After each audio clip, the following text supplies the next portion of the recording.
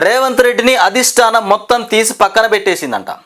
రాహుల్ గాంధీతోని మాట్లాడదామని పోయినా, చర్చిద్దామని పోయినా, ఇంకేదైనా తెలంగాణ రాష్ట్ర మంత్రివర్గ విస్తరణ పైన కూడా ఈయనకు ఛాన్స్ లేదు. ఎందుకంటే చర్చించడానికి మొత్తానికి అధిష్టానం దగ్గరకు కూడా రానిస్తుందట రేవంత్ రెడ్డిని. ఆ ఆఫీస్ అధిష్టానం యొక్క ఆఫీస్ గేట్లు కూడా ముట్టుకొని ఇస్తలేదట. ఈయన వస్తే ఆంచలాంటి నూకి పడేస్తారట. ఆయనకు అట్లాంటి ప్రతిభ దక్కింది మొత్తానికి రేవంత్ రెడ్డికి. మరి ఆ ప్రతిభ దక్కడానికి మరి ఆయన చేసుకున్న కర్మన, మరి ప్రజలు ఇచ్చిన గిఫ్టో కానీ మొత్తానికైతే అధిష్టానం కూడా ఆయనను మెచ్చట్లేదు. ఇటు రాష్ట్ర ప్రజలు మెచ్చుతలేరు, అటు అధిష్టానం కూడా మెచ్చుతలేదు. రేవంత్ రెడ్డి పరిస్థితికి అట్లా అయిపోయింది ఏంది మరి. ఇక మొత్తానికి ఇప్పుడు నమ్మినటువంటి మంత్రులు ఎవలే అంటే ఉప ముఖ్యమంత్రి అయినటువంటి బట్టి విక్రమార్కను, అటు ఉత్తమ్ను, వీళ్ళిద్దరిని మాత్రం ఢిల్లీకి రమ్మనండి, వాళ్ళతోనే మేము చర్చిస్తామని అధిష్టానం చెప్తా ఉందట. ఇక రేవంత్ రెడ్డి వస్తే మాత్రం చర్చలు లేవు, పాడు లేవు, ఇక మీటింగ్లే లేవంటారట మొత్తం మీద. ఇక రేవంత్ను లెక్క చేయని అధిష్టానం లెక్క చేయట్లేదు. మంత్రి పదవుల మార్పులపైన 2 రోజులుగా ఇక పార్టీ నేతలతో మంతనాలు. ఎవరు జరుపుతూ ఉన్నారు ఈ మంతనాలు? ఈయన రేవంత్ రెడ్డి కీలకమైనటువంటి అగ్రనేతలతోని మీటింగ్ పెట్టిండట, చర్చిస్తూ ఉన్నాడట. మరి ఎవరికి ఇవ్వాలి మంత్రి పదవి, మరి ఎవరికి ఏ శాఖ ఇవ్వాలి, మరి లేకపోతే నా దగ్గర ఉన్న శాఖల్ని కొన్ని వాళ్ళకి ఇచ్చేసి కీలకమైన శాఖల్ని నేను తీసుకొని దగ్గర పెట్టుకోవాలన్నా, మరి హోంశాఖ ఎవరికి కట్టబెట్టాలి? రాజగోపాల్ రెడ్డికి హోంశాఖ కావాలని మురిసిపోయాడు. హోంశాఖ ఆయనకి ఇస్తేనంట అటు కేటీఆర్ను, హరీష్ రావును మొత్తం ఒకసారి సుక్కలు చూపిస్తా అంటుండు. ఆయన చెప్పిన మాటలకు ఆయనకు రాజగోపాల్ రెడ్డికి హోంశాఖ ఇయ్యలే. మరి ఎందుకు ఇయ్యలేదో, ఆయనకు దమ్ము లేదా, మరి ఏం జరిగిందో కానీ ఆయనకైతే హోంశాఖ ఇచ్చే అవకాశం లేదు. ఇవ్వకపోతే నేను రాజీనామా చేస్తా, ఈ పార్టీలో నేను ఉండా అని మొరాయిస్తూ ఉన్నాట. తనతో పాటు కోమటిరెడ్డి కూడా, వీళ్ళిద్దరు ఒకటే కదా, కోమటిరెడ్డి కూడా అట్లనే తయారైపోయింది.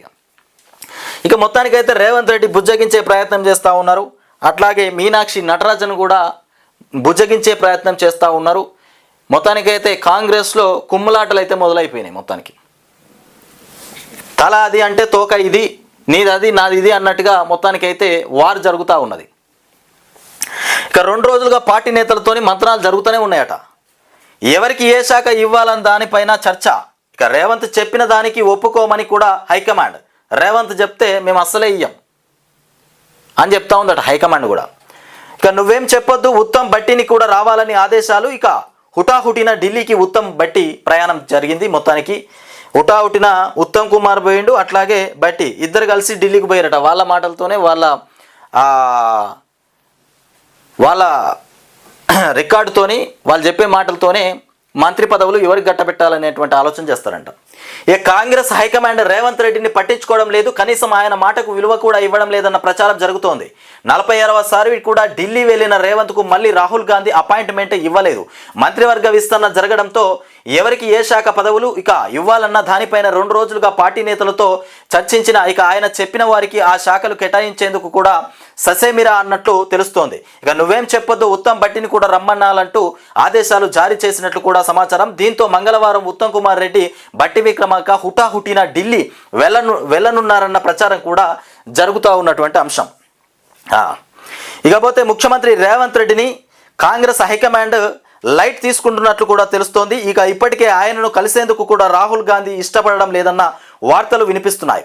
ఇప్పుడు ఆయన మాటలకు కూడా విలువ ఇవ్వడం లేదని కూడా తెలుస్తోంది. ఇక ఇటీవల జరిగినటువంటి మంత్రివర్గ విస్తరణలో సీఎం సిఫారసును కూడా చేసినటువంటి వాళ్లను కాకుండా వేరే వాళ్లకు మంత్రి పదవులు కట్టబెట్టింది. ఇక ఆఖరికి ఇప్పుడు శాఖల కేటాయింపులో కూడా ఆయన మాటను మొత్తానికి హైకమాండ్ పెద్దలు ఎవరు పట్టించుకోవడం లేదన్న ప్రచారం జరుగుతోంది. దాదాపు 2 రోజులుగా ఢిల్లీలో ఇక తిష్టవేసి ఏఐసిసి సీనియర్ నేతలు కేసీ వేణుగోపాల్, మల్లికార్జున ఖర్గేలను కూడా కలిసి మంత్రుల శాఖలపైన చర్చించారు. మంత్రివర్గంలో పలువురి శాఖలు మార్చాలని కూడా, ఎవరికి ఏ శాఖ ఇవ్వాలనే దానిని కూడా లిస్ట్ చేసి అందజేసినట్లు కూడా తెలుస్తోంది. అయితే అది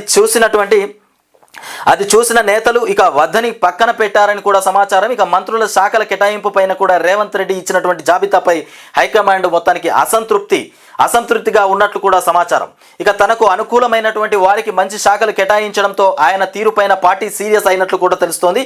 ఎవరికి ఏ శాఖ ఇవ్వాలో నువ్వే చెప్పొద్దని కూడా అధిష్టానమే మొత్తానికి నిర్ణయం తీసుకుంటుందని కూడా చెప్పినట్లు వార్తలు వినిపిస్తున్నటువంటి అంశం. ఇది నిజం. ఎవరికి ఏ శాఖ అప్పచెప్పాలి, ఎవరికి ఏ పని అప్పచెప్పాలి, మరి ఎవరి దగ్గర ఉన్న శాఖ గుంజుకోవాలనేటువంటి ఆలోచన చేస్తూ ఉన్నట రేవంత్ రెడ్డి. ఇంకా దాన్ని బట్టి మనకు అర్థమైపోతుంది రేవంత్ రెడ్డి చేస్తున్నటువంటి కథలు ఎట్లా ఉన్నాయంటే ఇట్లా ఉంటాయి. ఢిల్లీలోనే 2 రోజులుగా సీఎం రేవంత్ రెడ్డి నువ్వేం చెప్పొద్దు, ఢిల్లీలోనే 2 రోజులుగా రేవంత్ రెడ్డి అంట. ఆయన మాటలు వినిపించుకునేటువంటి నాయకుడే లేడు ఢిల్లీలో. ఇక దీంతో రేవంత్ రెడ్డి 2 రోజుల పాటు ఒప్పించే ప్రయత్నం చేసినా ఆయన ప్రయత్నాలు కూడా మాత్రం ఫలించలేదట. ఇక రేవంత్ రెడ్డి ఇచ్చినటువంటి లిస్టును పక్కన పెట్టినటువంటి హైకమాండ్ రాష్ట్రంలోని కాంగ్రెస్ పార్టీలో ఇక మొదటి నుంచి ఉన్నటువంటి బట్టి విక్రమార్క, ఉత్తమ్ కుమార్ రెడ్డిని కూడా హుటాహుటిన ఢిల్లీకి రావాలని పిలిపించింది. దీంతో వెంటనే వీళ్ళిద్దరు కూడా హస్తినా పర్యటనకు వెళ్ళారు. ఇక అయితే వీరికి ఎవరికి ఏ శాఖలు ఇవ్వాలనే దానిపై వీరితో చర్చించి ఓ నిర్ణయం తీసుకున్నట్లు కూడా తెలుస్తోంది. అయితే ప్రస్తుతం మంత్రుల దగ్గర ఉన్నటువంటి పలు శాఖలను కూడా సైతం మార్చే అవకాశం ఉన్నట్టు తెలుస్తోంది. ముఖ్యమంత్రి రేవంత్ రెడ్డి దగ్గర పలు కీలకమైనటువంటి శాఖలు ఉన్నాయి. ఈ శాఖలను కూడా వేరే మంత్రులకు అప్పగించాలని హైకమాండ్ భావిస్తున్నట్లు మొత్తానికి తెలుస్తోంది. హోంశాఖ, మున్సిపల్ శాఖ, విద్యాశాఖ లాంటి పదవులను కూడా మొత్తానికి ఒరిజినల్ కాంగ్రెస్ నేతలకే కేటాయించాలని కూడా చూస్తున్నట్లు తెలుస్తోంది. ఇక దీనిలో భాగంగా ప్రస్తుతం ఉన్నటువంటి మంత్రులందరికీ శాఖలు మారే అవకాశం ఉన్నట్టు కూడా ప్రచారం జరుగుతోంది. ఇక బుధవారం వరకు కూడా మంత్రుల శాఖలపై ఓ నిర్ణయం వస్తుందని కూడా తెలుస్తున్నటువంటి అంశం. ఇక ఎవరికి ఏ శాఖ గట్టబెట్టాలి, ఎవరికి ఏ శాఖ ఇవ్వాలి, అదే రేవంత్ రెడ్డి ఓ లిస్ట్ తయారు చేసుకొని హైకమాండ్కి అప్పచెప్పిండట ఢిల్లీకి పోయి. ఈయన లిస్టును తీసి పక్కకు పారేసిరట. నీ లిస్ట్ వద్దు, నువ్వు వద్దు నాయన. ఇక మొన్నటిసారి నీ లిస్ట్ ఇచ్చి మీ మంత్రి పదవులు ఇచ్చి రాష్ట్రంలో కాంగ్రెస్ ఆగమైపోయింది. ఇప్పుడు బట్టి విక్రమార్క, ఉత్తమ్ కుమార్ రెడ్డి సీనియర్లు ఉన్నారు కదా, వాళ్ళు చెప్పినట్టుగానే ఇలా మొత్తానికి మంత్రి పదవులు ఇచ్చే అవకాశం ఉన్నది, ఇస్తారనేటువంటి చర్చలు కూడా కొనసాగుతూ ఉన్నాయి.